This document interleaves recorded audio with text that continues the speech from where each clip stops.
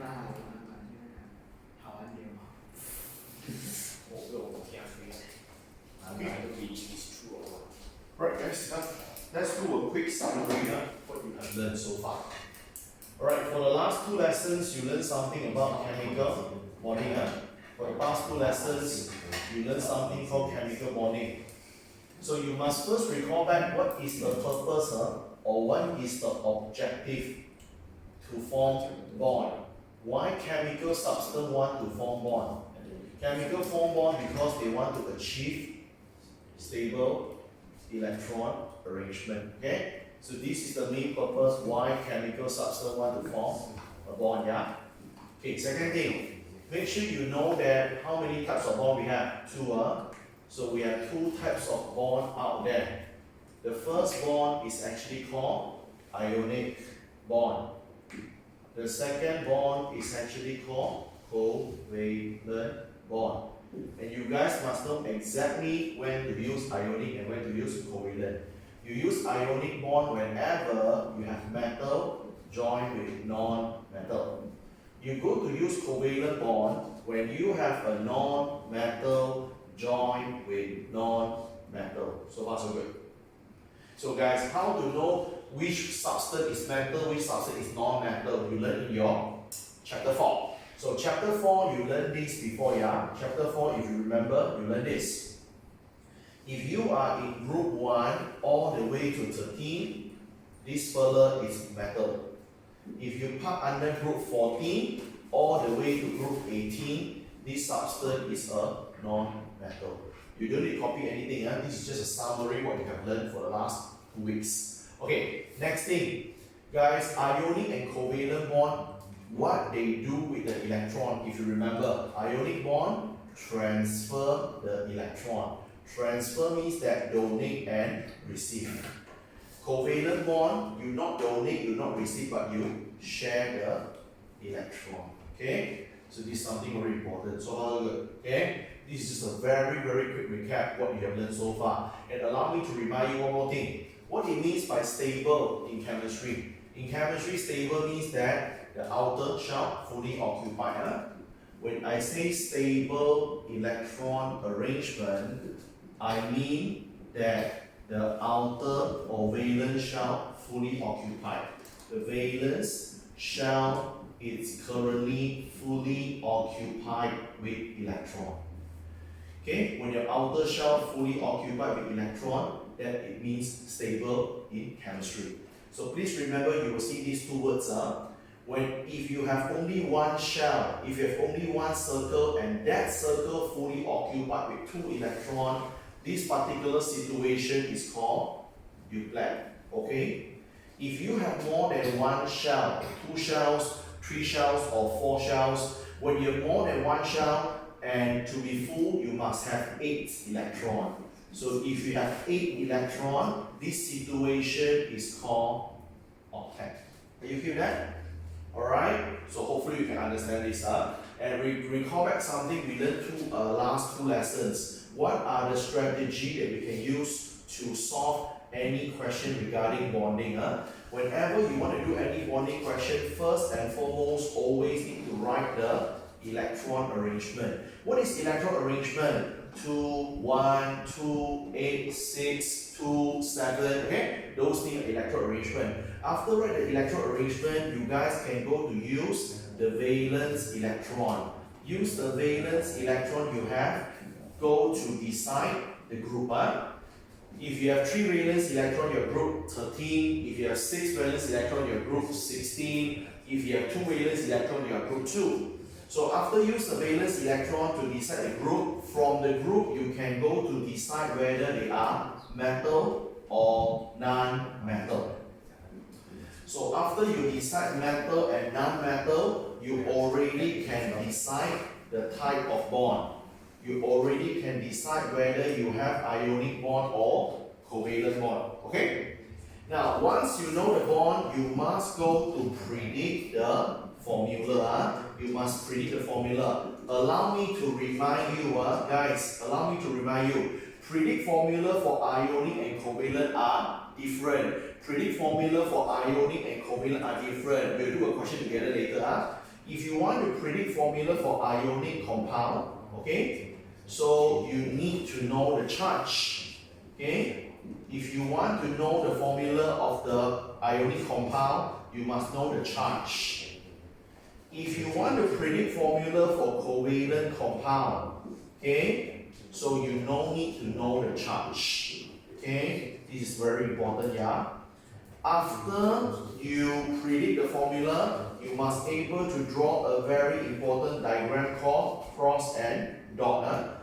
You must able to draw the cross and dot diagram, which we have been, emphasized for the last 2 lessons. After draw the diagram, then only you're going to write the Disney story, prince, princess, how they join together. Go to write the description, okay? Go to write the description. So, simple as that. Normally, bonding question, if they ask you in essay, we are talking about minimum 4 marks, maximum 6 marks for one bonding, okay? And it's normal that they will ask you a question that got both bonding, okay? They might ask you a question that got ionic bond and covalent bond and all in 10 to 12 marks easily, okay? Alright, so make sure everyone know this. So guys, what we're going to do now is that before we close up this entire chapter, let me use a sample question to demonstrate so you know exactly what is happening. You don't need to copy what is on the whiteboard. I just do a demonstration. Now, let's do it. Because all these things you already learned for the past 2 lessons, you don't need to jot down anything. It's just a summary. Okay, now, let's use a sample question for demonstration. This is a real exam question. So let's see how they ask. Okay, now, you given 3 substance. The substance 1 is called A. Proton number, sorry, you have 7 and 3. Then you have a substance B. Substance B have a number of, let's say, 12 and 6. The last one is substance C, 16 and 8. Okay? So the question asks about this. The question asks, describe the bond formation. The question says, describe the bond formation among, okay, the first one, A and C. The second one is B and C. Okay? Total mark allocated is 10. Okay? So this is a very common way to ask a question. So how to do? Let's look at it step by step. You don't need to copy this, guys. Okay? You just need to understand how it works. And I will let you all have some time to do a question for me later. Okay? I want you all to try a question like this for me later. Now, let's start with the first one. Okay, the first thing is A and C. Follow me? Okay, as usual, you should write the electron arrangement in the first place. Substance A has proton number 3. So substance A has 3 electrons. When you have 3 electrons, you are 2.1. Substance A has 1 outer electron. Substance A is belong to group 1, which is a metal. Any question? Do the same thing for substance C. Substance C proton number is 8. You have 8 electron. 8 electron is 2.6. You have 6 outer electron, which is group 16. For group 16, it is a non-metal. Okay? So now you all can clearly see A is a metal, C is a non-metal. When metal and non-metal stick together, the bond will be ionic. So anyone have any problem up to this point? So far, okay? So we already know what is the bond. Now we have to predict the formula. We must know what are the formula. Don't assume. Some people say, so I thought every time it's AC joined together. No, it can be AC2, A2C, AC3, A2C3, there's so many possibilities, okay? So don't assume every time there's only one A and one C combined together, okay? Alright? So we have to figure it out ourselves. Don't memorize. We have to figure it out ourselves. How to do that? That's predict formula. By me saying that, now I want to predict formula for who? Ionic. To predict formula for ionic, you must know the charge. You must know the charge. Now the golden question is what? Did they provide any charge for us for the A and C? No, it doesn't. The charge are not given to us. So what should we do? We predict ourselves. Okay, how to do that? Use the common sense and ask ourselves a few simple questions. Look at substance A. Substance A is 2.1. Substance A got one outer electron, so it is not stable yet. So for substance A to be stable, the simplest way is donating one electron. Understand? Of course, if you have one outer electron, you can receive another 7 to become 2, 8, but it's very hard to occur. Clear? Donating one electron is much easier than taking in 7 electrons. Okay? So when you have one electron, donate one electron is easier to be stable. That's it. And do remember, when you donate electron, you become positive. Understand? Same thing go for substance C. Substance C is 2.6. You have 6 outer electrons. When you have 6 outer electrons, the simplest, the easiest way to be stable is what? Receiving 2 electrons. Okay? When you receive 2 electrons, you become 2, 8, which is stable. Receiving electron make you become negative. You receive 2 electrons, so you are 2 negative. Are you getting that? So now we have successfully get the charge for the A and the C. When we know the charge, we can predict formula. Form 4, chapter 3. A is A plus.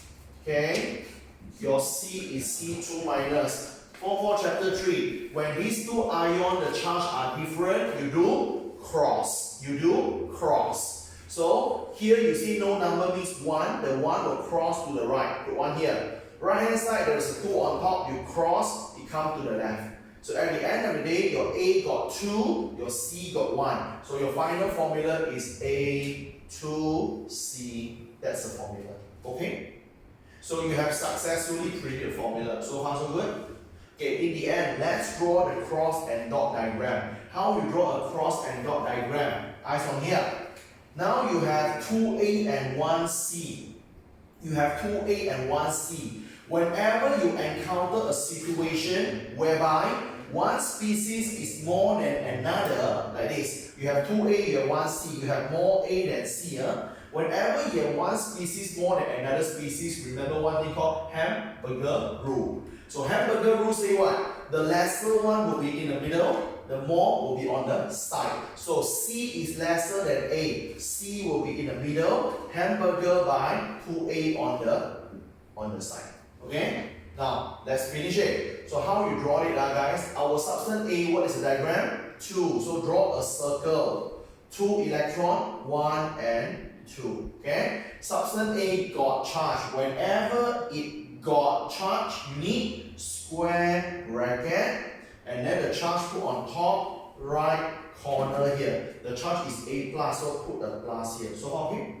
You're not done yet. How many A you have, guys? 2. So here you draw exactly same diagram like this. Draw another one A. A circle. A got 2 electron. 1, 2. The A, the charge is A plus. Square bracket and plus. Understand? Now, what about the C in the middle? C is 2.6 and plus 2. Plus 2 we do afterward. Focus on the original one first. 2.6. So 2.6, you have 2 circle, 2 shell, 1 and 2. Watch out. When you use cross to represent electron for A, for the C, you don't use cross. You use different symbol, which is dot. That's why they call cross and dot. Because there's only 2 symbols you can use to represent electron. You can represent electron by using a cross or a dot. Clear? Now, you have 2.6, 2, 1, 2. Okay, how you put the 6 electron? 1, 2, 3, 4. Why the electrons are far away? To minimize repulsion, 5 and 6. Okay, now you already have 6 electrons. Don't forget here got plus 2. Plus 2 means that you take electron from other people. So when you take electron from other people, these 2 electrons must use different symbol. So you put cross here and cross here. So people can see everything are dot, but there are 2 crosses. So people know that these 2 crosses are come from other places. Okay? Alright? Now, after you receive electron, what is your charge, guys? C2 minus. So when you have charge, put a square bracket, charge put on top, right corner. So far, so good. Okay?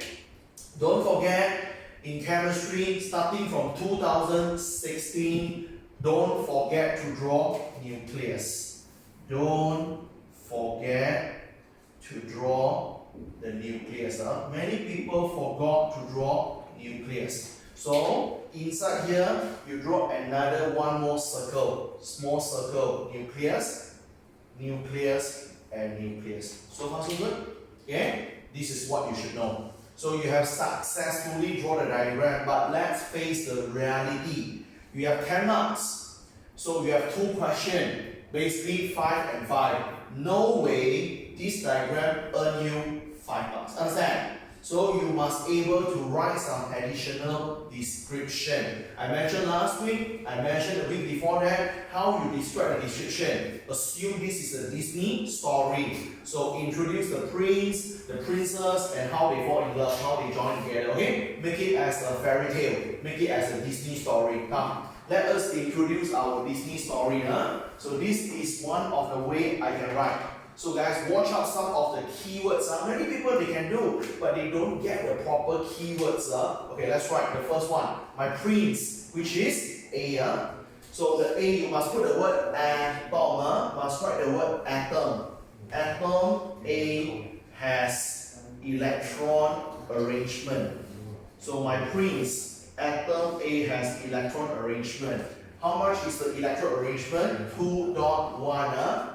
2.1. So atom A, my prince has electron arrangement 2.1. So what? So when you have one outer electron, what the atom A will do? What the prince will do? Donate 1 electrons. So atom A will donate, okay, 1 valence electron. Why the atom A want to donate 1 valence electron? Are you donating the electron for fun? No. Because after you donate electron, you become 2, which is stable, right?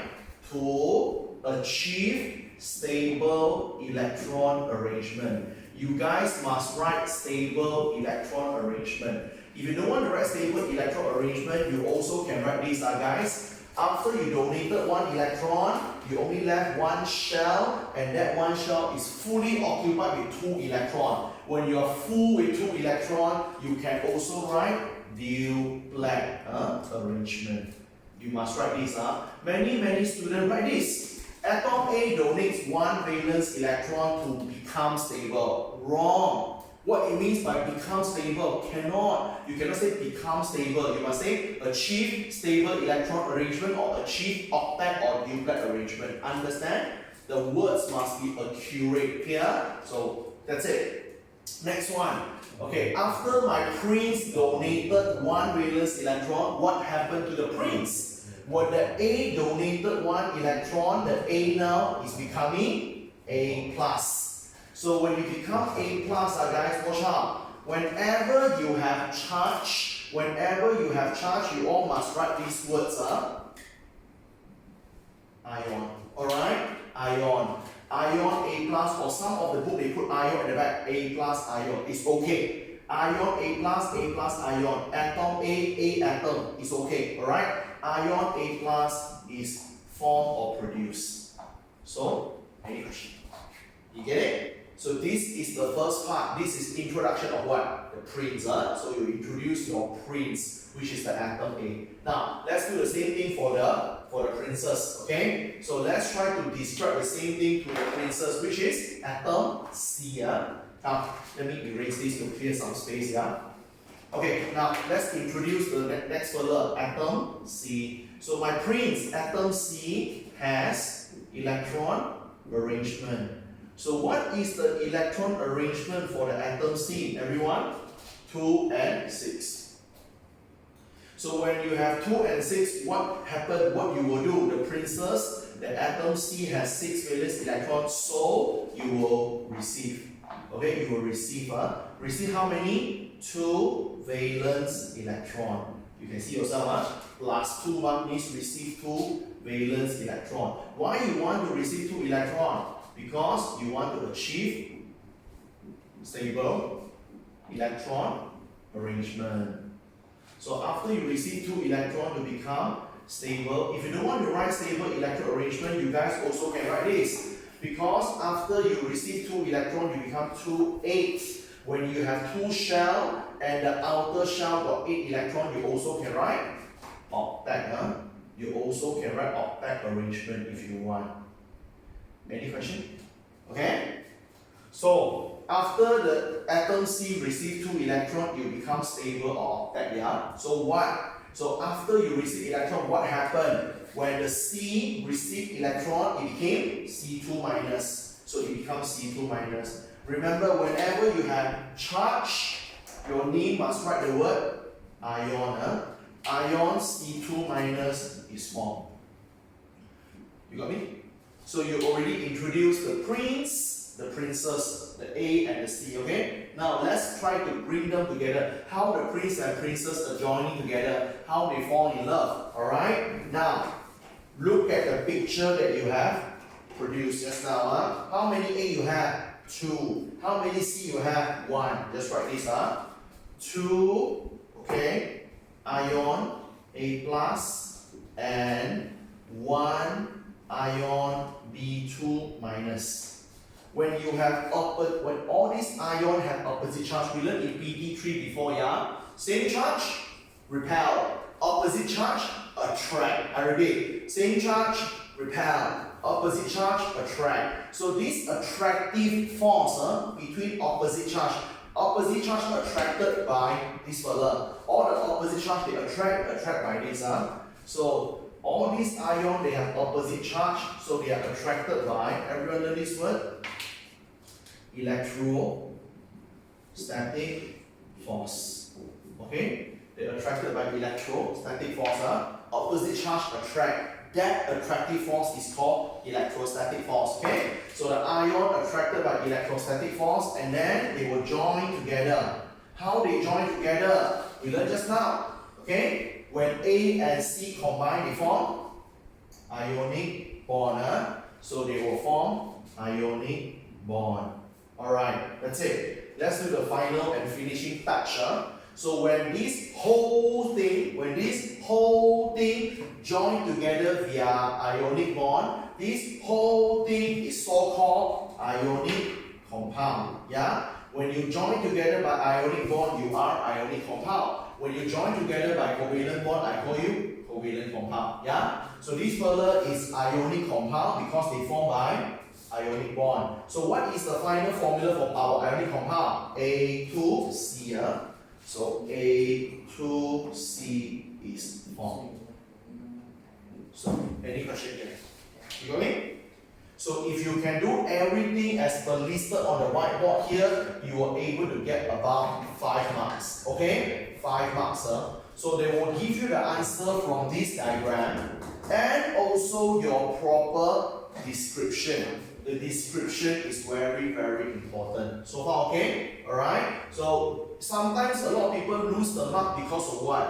A lot of people, they can get quite a decent marks. Out of 5 marks, they can get 4, they can get 3. Okay, what? Not bad. But how come they cannot get full marks? Because they lose the mark on some simple thingy, such as atom. Some people, they don't write atom. Some people, they don't go to write the word ion. All these simple things, sometimes people ignore. And that's the problem. They lose the mark over there. Are you okay with that? So please be very careful on how you write it. Again, guys, you don't need to copy anything. You learned this before. You learned this 2 lessons ago, 2 weeks ago. Understand? Today is just a summary. So far, okay? Alright, good. Now, let me touch one more example with you. Let's try B and C. Okay, let's try another one example, B and C. Come.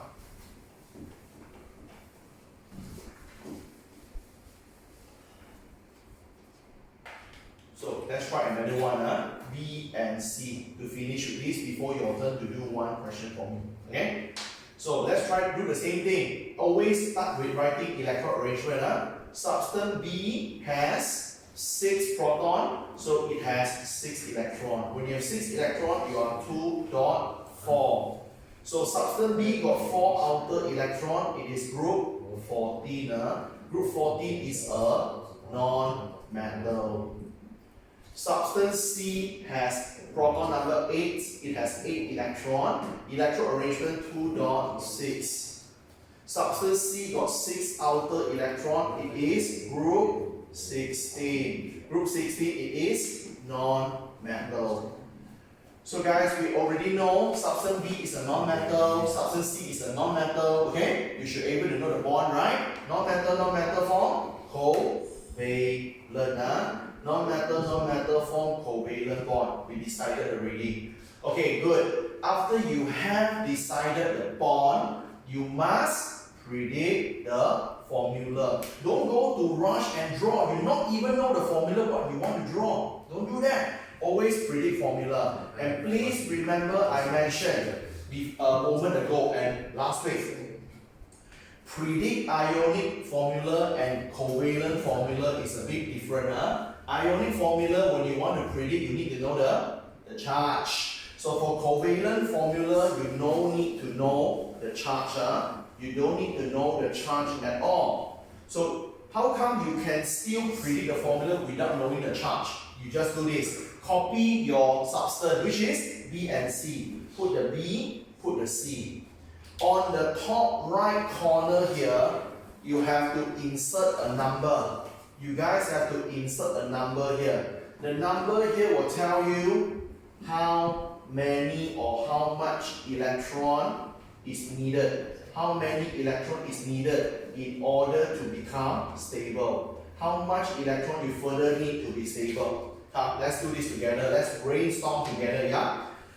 Let's start with substance B. Substance B is 2.4. So substance B got how many shells? 2. So substance B have 2 shells. When you have more than one shells or more than one circle to be stable, you must achieve the magic number 8. Understand? Alright, if you have more than one circle to be stable, you must be 8. If you only have one circle to be stable, you just need 2. Are you okay with that? So now 2.4, you have 2 shells. So in order to be stable, you need the magic number 8. You need 8, you have 4 outer electron. When you have 4, you need 8, you need 4 more. Okay? Substance C is 2.6. Substance C got 2 shells. Same thing, when you have more than one shell, to be stable, you're looking for the magic number 8. You want 8, you have 6. You need 2 more. So far, okay? Now after that, what do you do? Cross. 4 go to the right, 2 come to the left. You will get B2, C4.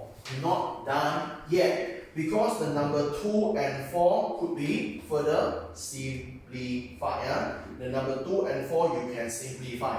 So you can simplify 2 and 4 by what? Dividing both numbers by 2. When you divide both numbers by 2, you will get B1, C2. Chemistry, no need to write the 1. Okay? BC2. Yeah? That's all. Okay? Now, let us draw the diagram. Let's draw the diagram together. Okay? So guys, be careful now what diagram and what you should draw. Watch out. This is a covalent bond.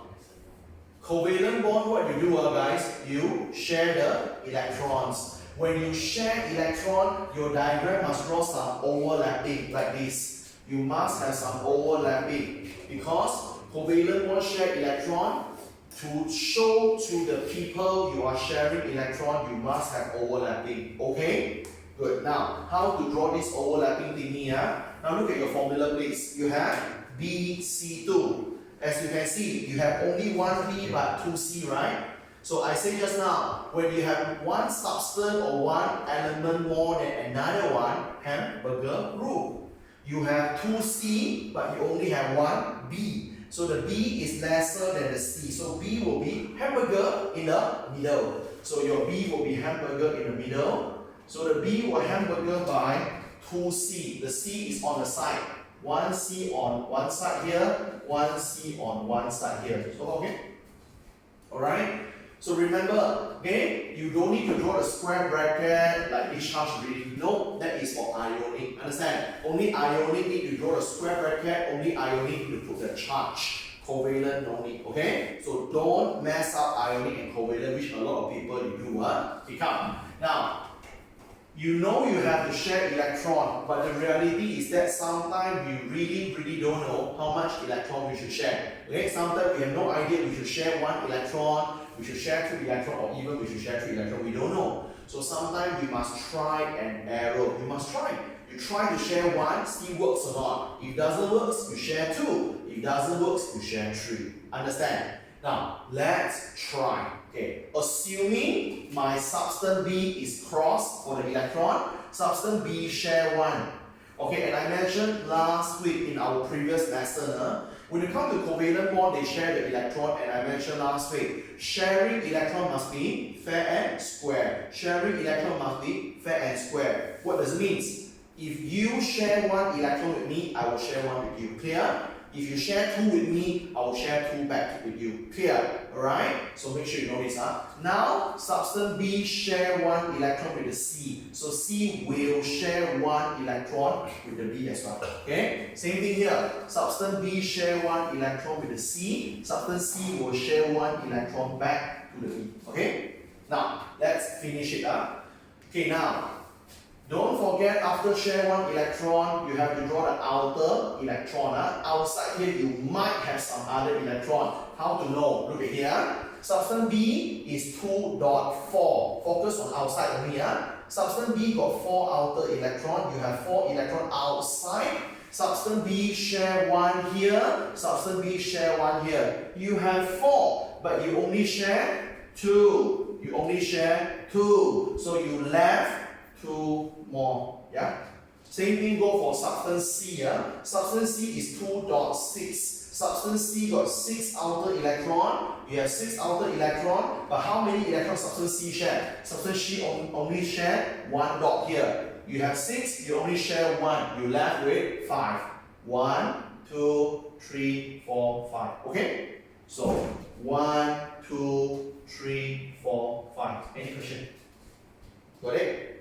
Okay, after you share one electron, don't quickly jump into conclusion. Don't submit this as a final answer. Because after share one electron, you don't know whether it's okay or not. So you must ask yourself a simple question. Are they stable? Look at substance C. After share one electron, the substance C currently got 2, 4, 6 and 7. 7 is not stable. Not good. Look at substance B. Substance B currently got 2, 4 and 6. Not good. Understand? Which means to say, what happened guys? Sharing one electron, fail. Clear? Sharing one electron cannot. Because after share one electron, substance C is not stable yet. Substance B also not stable yet. Which means sharing one electron is not enough. So let's increase the electron to be shared. So now let's share one more. So now we let substance C dump in this electron inside here to share one more. So substance C now share 2. Remember, sharing electron must be fair and square. When substance C contributing 2 electrons for sharing, substance B must follow. So substance B got 1 here already. You throw 1 more inside to be shared, become 2. So okay? Same thing go for the substance C here. The substance C here, throw 1 more electron here to be shared, become sharing 2. When C share 2, B has to do the same. B will throw 1 electron here to share 2 as well. Clear? How to know whether we are doing a good or bad job? Ask ourselves again. After share the electron, ask it, is it stable? Let's check. Substance C got 2, 4, 6 and 8 currently. 8 is octet, 8 is stable. Fantastic. Substance B currently got 2, 4, 6 and 8 octet stable. I hear that. So which means that sharing 2 electrons is what you should do. Okay? So after that, don't forget, you should draw nucleus. You should draw a smaller nucleus inside. Many people forgot to draw nucleus. Second thing, don't forget to draw inner shell. Okay, please, many people when they come to covalent bond, they forgot this. Do not forget, okay, to draw all the inner shell. Okay, inner shell means that all the circle inside. So what is the inner shell thingy? Look at here. Substance B is 2.4. You only draw the outside, the 4. You don't draw the inside 2 yet. So draw another small circle here for the substance B. Draw 2 more electrons. For this. Substance C is 2.6. So you have 2 circles. You only draw the outside 6 electrons, but the 2 inside you haven't drawn. Draw a small circle for the 2 electron, draw a small circle for the 2 electron. Are you with that? So guys, my advice to you, don't memorize the diagram. That's nonsense. But you learn how it works, okay? You learn how to draw a diagram rather than memorizing it. Okay, now you have successfully produced a very good diagram now. Let us try to write a good fairy tale, prince and princess story, the description that we learned before. Come, let's try. Okay, you start with substance B. Okay, substance B is atom. Must write the word atom. Atom B has electron arrangement. My substance B, the electron arrangement is how much? Copy from here. 2.4. 2.4. So when substance B got 4 outer electrons, are you stable? No. Please remember guys, what we are doing now, we are playing around with covalent bond. So for covalent bond, I don't want you to write the word donate, I don't want you to write the word receive. But here you write this word first. Atom B needs, write the word needs 4 valence electron. Okay? You need 4 valence electron. You need 4 electrons for what? For fun? No. Because when you have 4 more, you become 8. So you can achieve stable electron arrangement. You need 4 valence electron to achieve stable electron arrangement. That's all. If you don't want to say stable electron arrangement, you also can do this. When you have 4 more, you become 2,8. 2,8 also called octet arrangement. That's it. So you just stop here. You don't need to write all. B plus, B minus is formed. No need, because you don't see any charge at all. You only see charge when you form ionic bond. Okay? Because ionic bond comes from the word ion. Ion means charge. Ionic bond got charge. Covalent bond don't have charge. Clear? So you don't need to write whatever charge to be. Okay? Now, after introduce the prince, which is the B, let's introduce the princess, the C. Let's do the same thing. Atom C has electron arrangement. So my atom C has electron arrangement. What is the electron arrangement? 2.6. So 2.6. So when you have 6 outer electron, you are not yet stable. So what you will do? Don't write donate, don't write receive, because I'm not doing ionic bond. So I shouldn't donate, I shouldn't receive electron. Write this word first. Needs. So atom C got 6. You need 2 more. You need 2 valence electron. You need 2 valence electron in order to achieve stable electron arrangement. Oh, I forgot to write the word here, stable, sorry, my bad. Okay. So you need 2 valence electron to achieve stable electron arrangement. If you don't want to write stable electron arrangement, you are also allowed to write octet arrangement. Okay, settle. So you already introduced the prince and princess. Now the most important thing, how they join together, how they form the bond. Look at the picture. How many B you have? 1. Write it. 1 atom B. What does atom B do here? You see some overlapping. Overlapping means, magic word, share. Okay? Overlapping means share. So the atom B go to share electron. Share how many? Atom B share 2 on the left and 2 on the right. Total 4. You share 4 valence electron. So the 4 valence electron of the substance B share among who? Share with 2C. Share with 2 atom C. Okay, make sure you write the word share, because covalent bond, I must see the word share. Alright, after they share the electron, what you form, guys? Remember, sharing electron form covalent bond. Please remember, we learned from last week. Covalent bond, a bit technical. Covalent bond must be specified. Single bond, double bond, or triple bond. Are you okay with that? How you differentiate single bond, double bond, or triple bond? You see how many electrons they share each. Look at here. Substance B and C adhere. Substance B share 2 electron. Substance C share 2 electron. You share 2, I share 2. This is a double bond. Substance C here share 2. Substance B here share 2. This is a double bond. A double bond, a double bond. 2 double bonds, yeah? So 2 double covalent bonds are formed. So you already have 2 double covalent bonds are formed, which is great. So at the end of the day, let's make a final conclusion. When this whole thing is combined by covalent bond, this whole thing is called covalent compound. Okay? This whole thing called covalent compound. What is the formula for this whole thing? You have it, man? BC2. BC2 is formed. So far so good? Alright? Guys, you're not learning something new. Everything we learn on the whiteboard, okay, is the summary of what you learned for past 2 weeks. Understand? The past 2 lessons. So what are the tips for you to be good in this? Number 1, don't be lazy. Do the proper steps. Don't keep on thinking to do shortcut. Because if you do shortcut, you might cut off the important point. Clear? Follow step by step. I told you many times since last week and week before, it's not hard at all in this chapter, but it is very tedious. You have so many things you need to do. But for me, it worked. Because why? If you look at the reward, how many marks you are getting? 10. You are getting 10 marks, which I think okay lah. Clear? So if you can do it in a step-by-step systematic manner, you will be all good. So also good? So please remember this. This is something very, very important. Okay?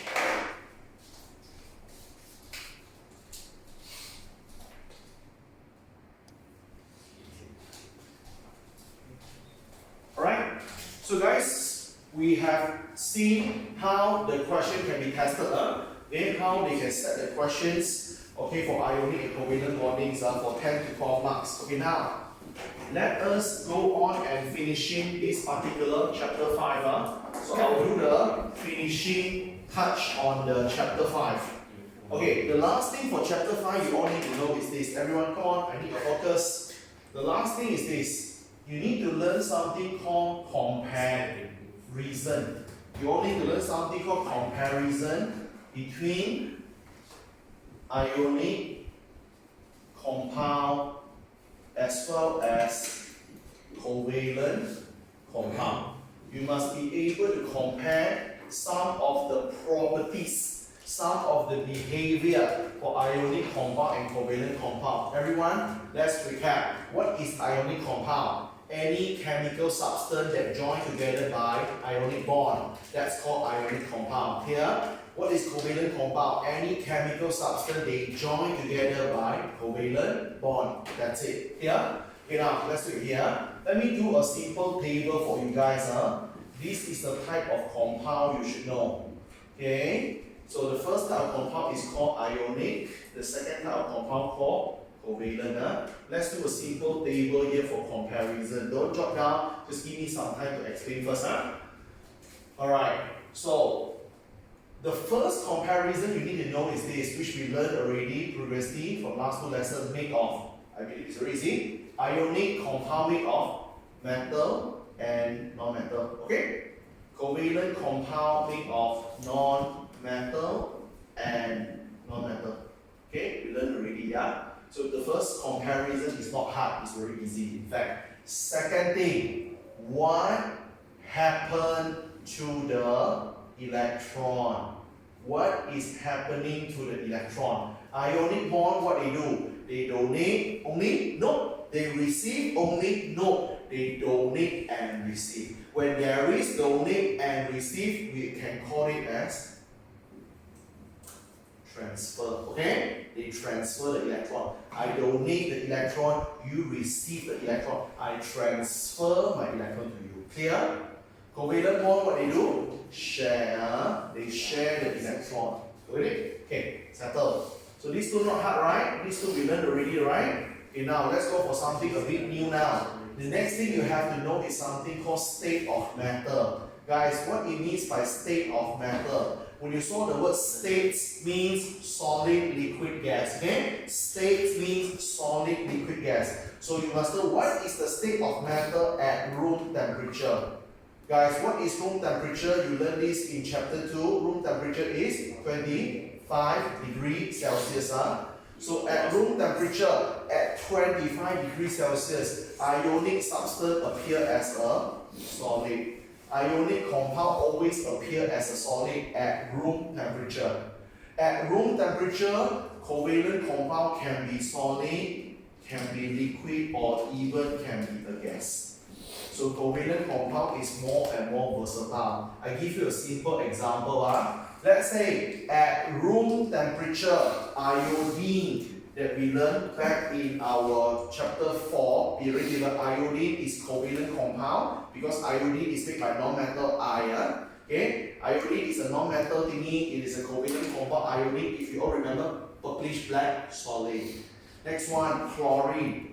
Chlorine is made by non-metal. Chlorine is covalent compound. Chlorine, if you all remember, greenish yellow gas. Bromine. Bromine also covalent compound. Bromine is a brown color liquid. Are you feel that? So I just want to tell you that covalent compound can be a solid, liquid, or gases at room temperature. Clear? Okay, ionic compound confirm at room temperature they are solid. That's all. Clear? They can't be any other form. Okay, next one. Let's go for a little bit more tricky now. The next thing is something called solubility. Okay, before I go on further on solubility, I need to teach you a little bit on the concept. Guys, when you say soluble, insoluble, soluble, insoluble, it's all about whether you can or cannot dissolve in water. Okay, whether you can or cannot dissolve. Okay, if you can dissolve, you are soluble. If you cannot dissolve, you are insoluble. Okay, guys, a very extra knowledge here. I want you all to know in chemistry, whenever you want to dissolve a solid, you always go to use a special liquid called solvent. I repeat, in chemistry, whenever you have some solid to be dissolved, you always need to use something called solvent. Okay, I give you an example here. I have some solid sugar. This is some solid sugar. I pour in some water and I stir. After I stir, the sugar will dissolve in water to give me a solution here. So this is my sugar solution. Okay, so in this case, as you can see, the water is used to dissolve the sugar. The water is a solvent. Are you okay with that? Solvent is a liquid that you use to dissolve a solid. Yeah? Okay, in chemistry, solvent can be put under two types. There are so many solvents out there, but we can put them into two big families. The first family you need to know is called water. Water is one of the very powerful solvents. You can use water to dissolve some milk powder, you can use water to dissolve sugar, you can use water to dissolve salts, for example. Clear? The second one is called organic solvent. Okay, this is a big special, organic solvent. I'll touch more in detail in chapter 6, but for now I want you to know a bit first. What is organic solvent? Organic, the word organic you will learn in your Form 5 chapter 2. Okay, the word organic in chemistry stands for carbon. The word organic in chemistry stands for carbon. If your solvent got carbon, that is called organic solvent. Example, CCl4. No need to memorize. This is organic solvent, you got carbon. Example, C2H5OH. No need to memorize. This is a solvent but got carbon. Example, C6H14. This is organic solvent, it got carbon. Any solvent got carbon is called organic solvent. So far so good? You don't need to memorize, You don't need to memorize, okay? Now, I want you all to know this. Ionic compound in water, they are soluble. But when you come to organic solvent, then it becomes insoluble already. Okay? Ionic compound soluble in water, but not soluble in organic solvent. Covalent compound, everything opposite. Covalent compound, water, it becomes insoluble already. But when you come to organic solvent, it will become soluble. So that is what you need to know. So if you want, you just memorize this row and then everything opposite will do. Understand? Okay? So ionic compound in water, they are soluble, but in organic solvent, they are not. Okay? Covalent compound in water, they are not soluble, but they are in organic solvent, they are. Okay, so that's it. Okay, now I will teach you the last two things, which is the most important thing. Let me write out and I'll tell you why these two so important things. The next one is called melting and also boiling point. The melting point and the boiling point. Okay, ionic compound has a very high melting point. Covalent compound has a low melting point. Okay, I'll put a star here. I'll tell you why I put a star in a short while. The next thing is this, electric conductivity. Let me finish this and I'll tell you some story on this, yeah? So electric conductivity, whether you can or cannot conduct electricity. Ionic compound, solid cannot conduct. Molten can conduct. Aqueous can conduct. I'll tell you what is it. Covalent cannot conduct electricity in any situation.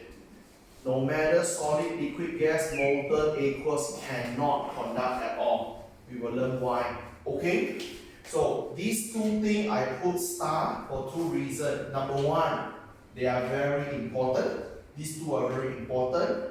Number two, these two things, these two items, you not only need to know the comparison among them, you must know the reason. You must know why. You must be able to explain. Okay? Everything I don't put a star here, you don't need to know how to explain. For example, you just need to know ionic compound is soluble in water. But why? No need to know. Clear? Alright? So you just need to know that covalent compound can appear as solid, liquid, or gases, but you don't need to know why. But for melting point, for electric conductivity, you have to know why. Okay? You must be able to provide a proper explanation. So far so good? Okay, now let me show you this. So let's go one by one. Let's start with this thingy first. Okay, I taught you, we learned already previously, I'm not sure whether you remember this or not. I told you in chapter 4. Look at here. Okay, in your SPM paper, in SPM, in order to explain, in SPM, whenever you want to explain something regarding melting or something regarding boiling point, in SPM, whenever you want to explain melting point, whenever you want to explain boiling point, your answer must include two things. Your answer must include two important information. Number one, your answer must talk about the force of attraction. Your answer must talk about force of attraction. Why? When you want to melt or boil a substance, there are some forces for you to break or overcome. Here, you must break or overcome the force if you want to melt or boil a substance. Understand? Example, this is a solid. If you want to make the solid become liquid, you have to break some of the forces here.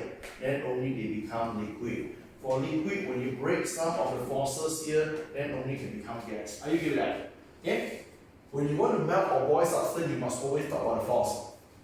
You must tell people the name of the force and tell people about the strength of the force. You must talk about these two things in your answer. You must talk about it, the name of the force and the strength of the force.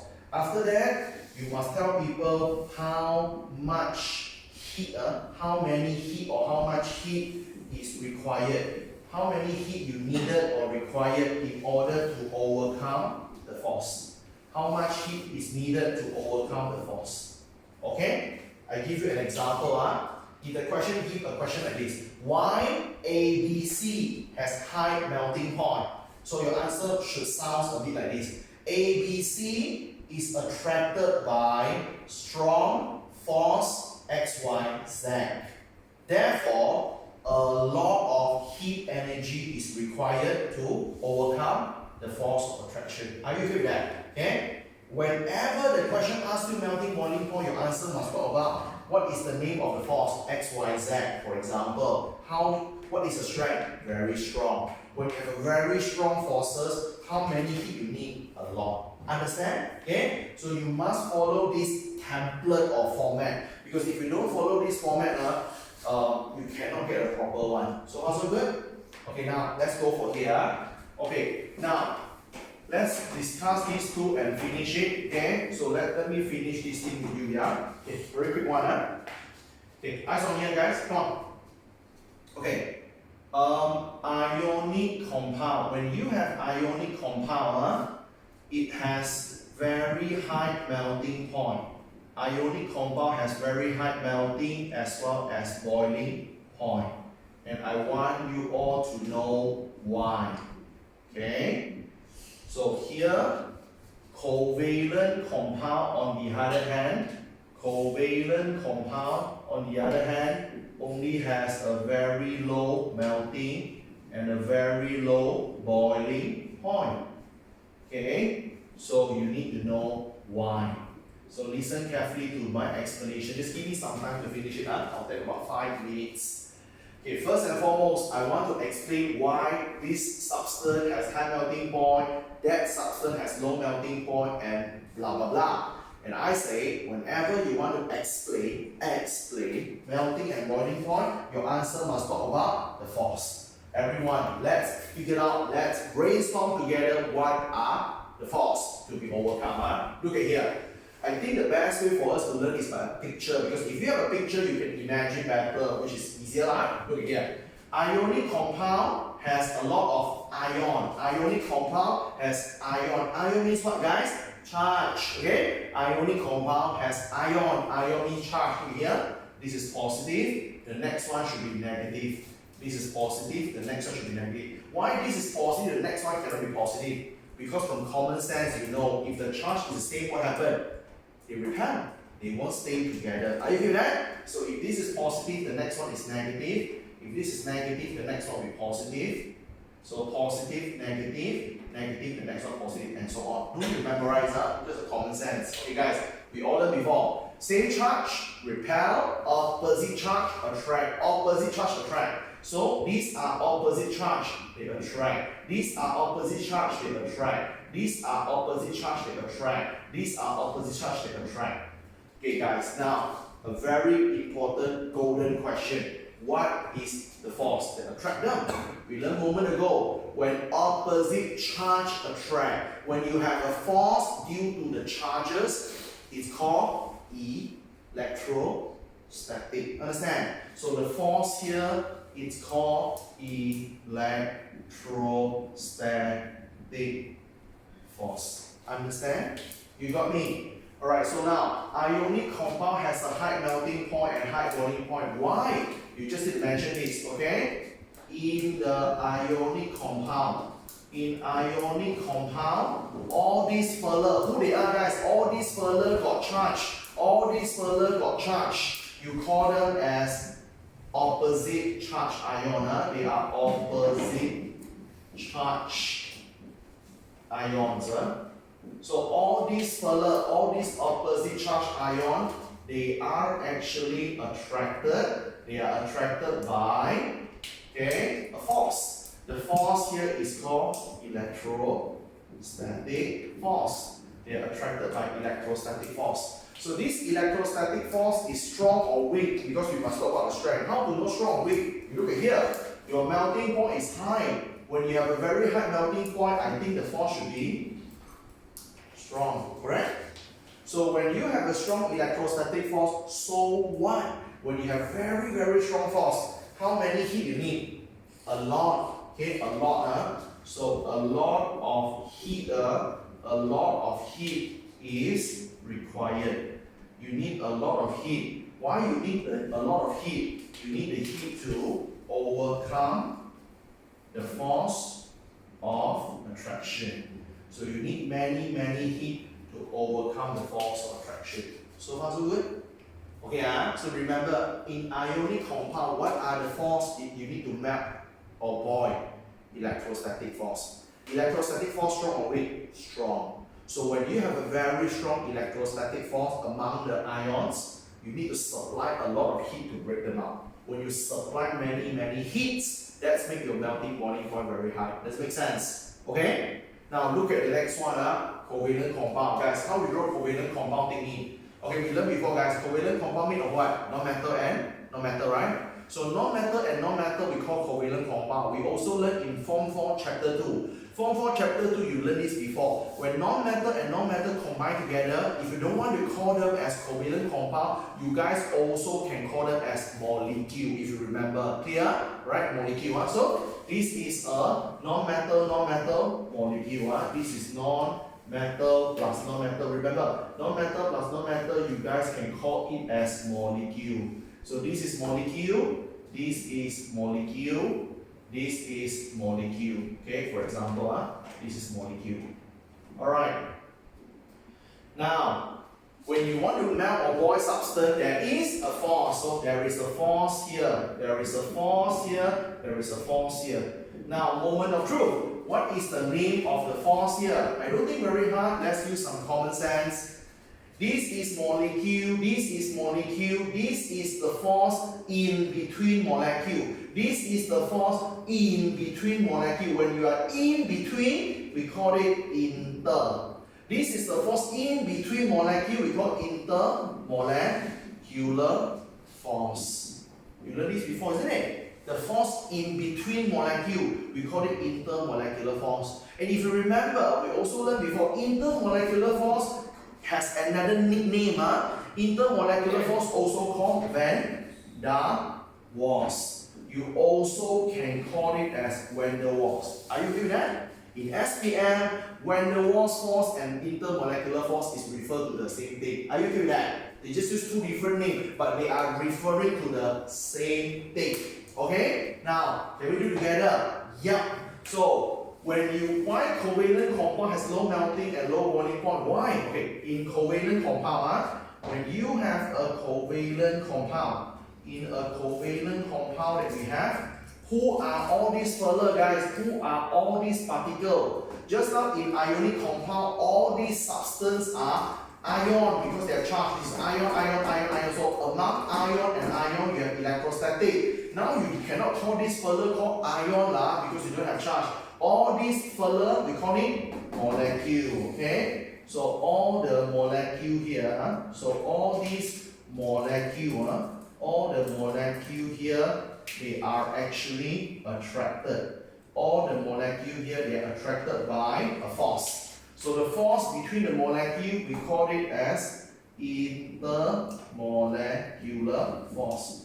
You could call intermolecular force, you also can call it Van der Waals force, yeah? Okay, how on earth we know the force is actually what strength? Strong or weak? Look at the answer. You have low melting point. When you have low melting point, the force should be weak. Are you okay with that? So, in covalent compound, all these molecules, they are attracted by very, very, very weak intermolecular forces. When the force is so weak, how many heat you need? Little. True or not? Little. So, only little heat. Only little heat is needed or required. Only little heat is needed or required to. You need the heat for what again? You need the heat to overcome the force of attraction. Okay, so far up to this point, you understand what's happening? Not very hard, right? Okay, whenever your answer need to all to explain about melting and boiling point, your answer must talk about the force of attraction. Okay, tell people the name of the force, electrostatic or intermolecular force. Tell people the strength of the force, strong or weak. Tell people how much heat you needed, a lot or little. Got it? Not very hard, huh? This concept you learn since chapter 4, Form 4 chapter 4, but it still can apply until now. Clear? Alright? In SPM, any question asks you to explain melting and boiling point, you must talk about what are the forces to be overcome and how much heat you needed. So far, okay? Alright, that's it, okay?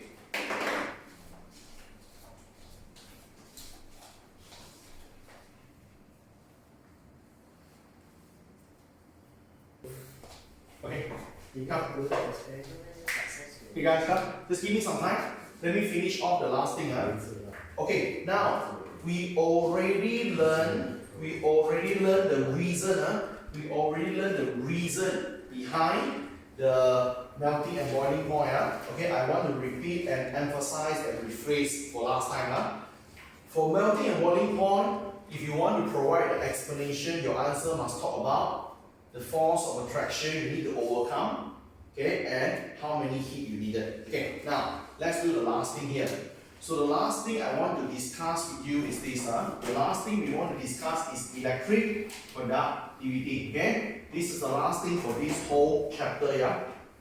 Okay, for electric conductivity, not very hard. I just teach you 3 words you should write in order to get some marks. Only 3 words you need. Alright, when it comes to electric conductivity, let me share something with you first. Alright. In order to explain electric conductivity, alright, you must talk about a very important concept which is called this free moving ions. Okay? You must talk about a concept called free moving ions. You guys, what is ion? Anything got charge. Why you need free moving ion? Okay, I want everyone to imagine first before I start to explain. Very simple one. Okay? I want you all to imagine electric is a letter. Electric is a letter.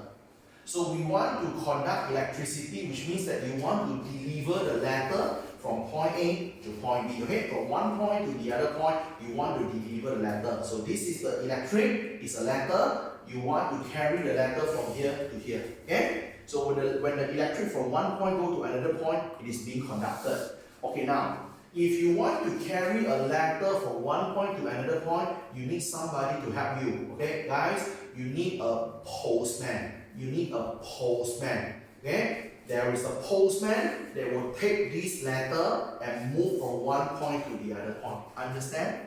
Okay, in chemistry, this postman is called free moving ion. So if you have some free moving ion, okay, if you have some free moving ion, if you have some of the ion, some of the particle got charged and they're able to move freely, they can carry electricity for you. For example, I am Na+, I got charged, I can move, I carry the electric from this point to this point. So electric is conducted. Understand? Simple as that. So if you want to conduct electricity, you need free moving ion.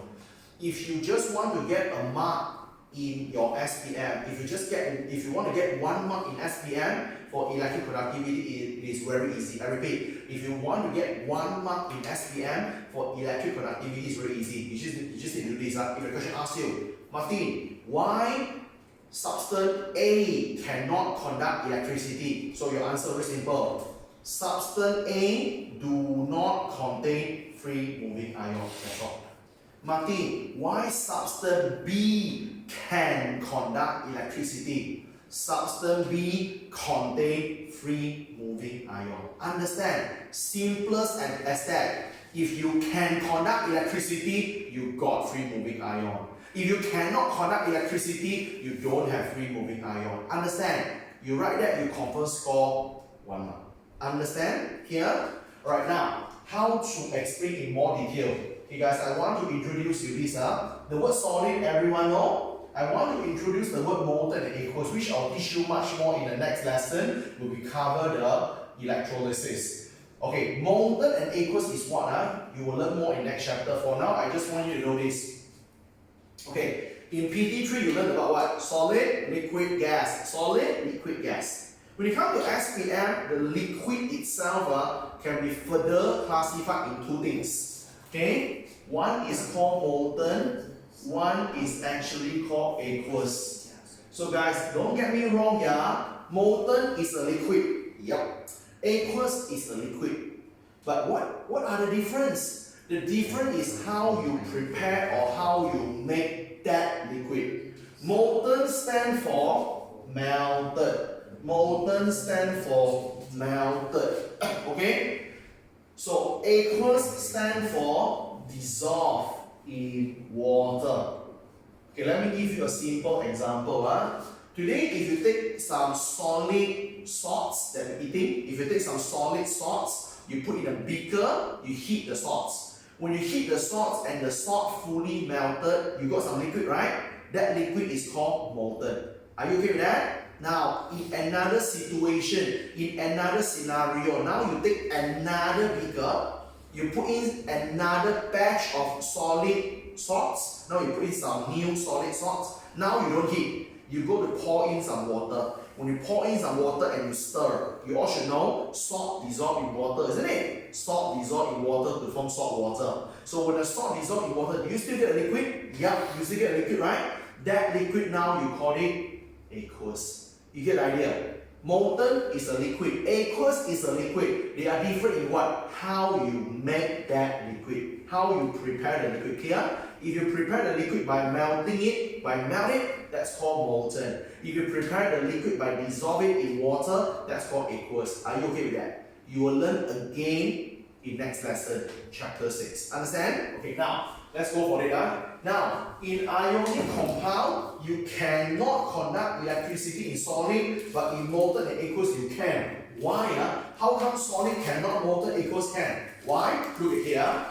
When you have a solid ionic compound, when you have ionic compound in solid form, this is what happening. Solid normally how it look like? Solid, they are closely packed, right? You have all the solid, they are closely packed, squeezed together. Ionic compound have the word ion. Ion is what, guys? Charge. Plus, minus, plus, minus, plus, minus, plus, minus, plus. Isn't it? They have charge, huh? So in solid form, remember when you are solid, everything stick together. How come they stick together? There must be a force that stick them together. What is the force to let the ions stick together? We learned it a moment ago. When you are opposite charge, you're always attracted. Opposite charge attract, same charge repel. When opposite charge attract, the force is called electrostatic force. Okay? So when you are in solid form, all the ions here are attracted by electrostatic force. All the ions, they have some electrostatic force that stick them together. When all ions are sticking together, the ion cannot move freely. Understand? Right? Just imagine I am the ion. I want to carry the electric from one point to the other point. When I want to carry the electricity, there is a force pulling me. There's a force pulling me at the back. This force is called electrostatic force. Okay? So this electrostatic force pulling me, not allow me to move. So when I cannot move, I cannot carry electricity. Understand? So that is the reason. How you write in words? In solid form, the ions, they are attracted by electrostatic force. The ion, they are attracted by electrostatic force. So when there is electrostatic force, they're pulling the ion. When there is electrostatic force, they're pulling the ion. So the ion cannot go on and move freely. Okay? But when the ionic compound go in molten form, or so-called aqueous, when the ionic compound go on in molten form on aqueous, what happened? Molten means melted, aqueous means dissolved in water. When you melt the substance or when you dissolve them in water, you will break the force. I repeat, when you melt the substance or when you dissolve them in water, all the forces are broken. When the forces are broken, you can see what happened. All these ions, there is nothing that pull them back. There is no force that pulling the ion. So when no people pulling or attract the ion, all these ions are free to move around, right? All these ions are free to move around, and when the ion can move around, they are the postman. They carry electric for you. So in this case, very simple. When you are in molten form or when you are in aqueous form, all these ions are able to move freely. All these ions can move freely. That's why they can conduct electricity. Are you okay with that? Okay, last thing. Covalent compound cannot conduct electricity in any situation. Solid form cannot, molten still cannot, aqueous still cannot. Why? Why covalent compound cannot conduct electricity at all? Let me draw a picture. You all will understand. Very simple, huh? So when you have covalent compound, okay, in any form, okay, Covalent compound, no matter solid, liquid or gases, you have this. Covalent compound, covalent is made by non-metal and non-metal. Non-metal also called molecule. Non-metal also called molecule. So what is the problem? In covalent compound, you only have molecule. So guys, what's the deal? Remember just now I said, if you want to conduct electricity, you must have free moving ions. You must have free moving ions. Ions means what? Charge. You must have charge. Look at covalent compound. Do you have charge? No, you don't have charge at all, right? Covalent compound have no charge. They are neutral. So when you don't have a charge, you don't have the postman. You don't have free moving ion. Clear? How you write in words? Okay, you can write in words like this. Covalent compound is actually made of or consists of covalent compound consists of some neutral molecule.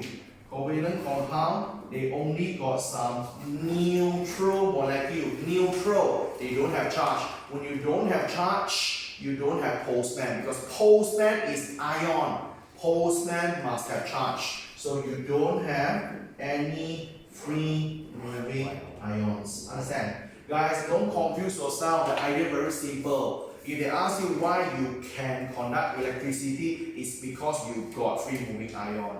If they ask you why you cannot conduct electricity, you doesn't have free moving ion. Understand? Okay? Let's make a final verdict.